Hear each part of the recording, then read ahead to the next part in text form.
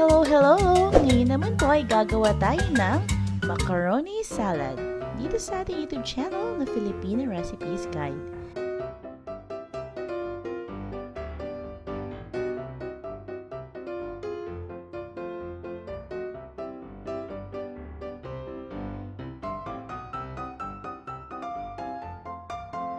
Ihahanda lang natin ang mga sumusunod.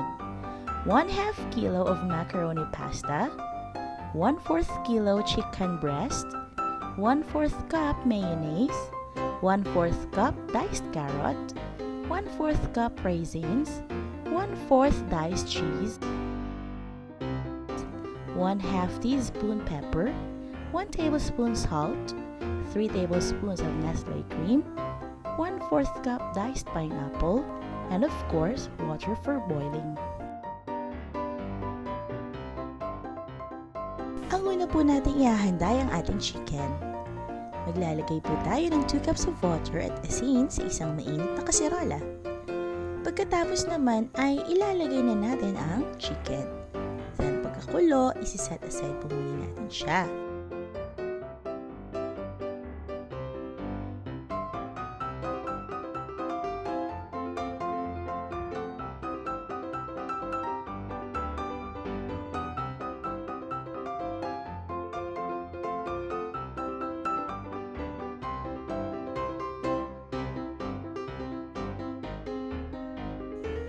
Isunod naman po natin ihanda ang ating pasta.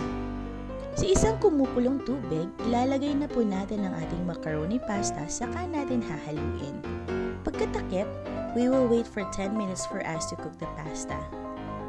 Kapag malambot na ang ating pasta, we will cool it down gamit ang tubig o pwede din namang iced water para mas madali natin ito mapalamig.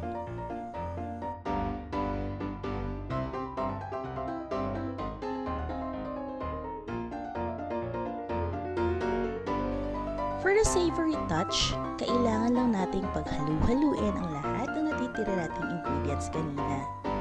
Ilalagay natin ang binoil nating chicken kanina sa ating macaroni pasta sa isang mixing bowl. And also, the pineapple, our sliced carrot, raisins, the sliced cheese, mayonnaise, Nestle cream, and then of course, ang pepper.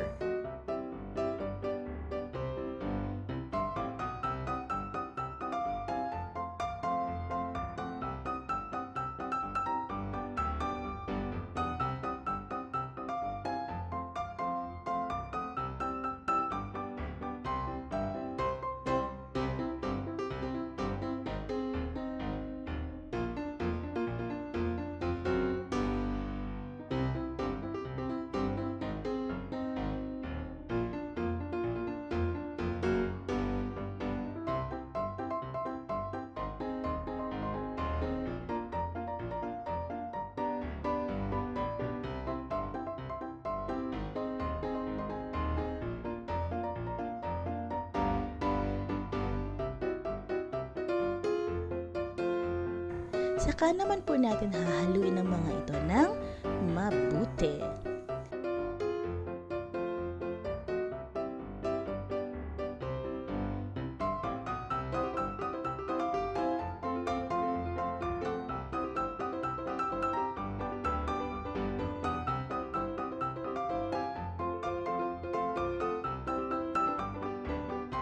Pagkahalo, saka natin po muna natin ito i-chill.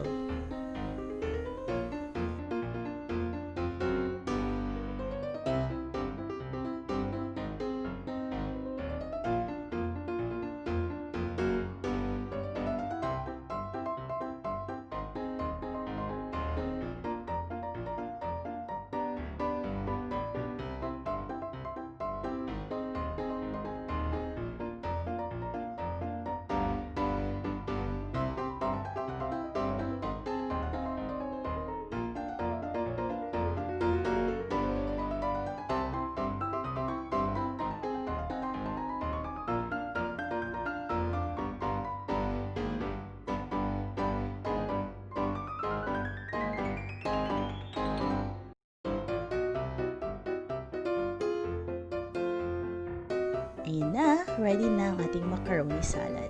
Kung nagustuhan niyo po ang recipe natin ngayon, please subscribe to our channel. Salamat po!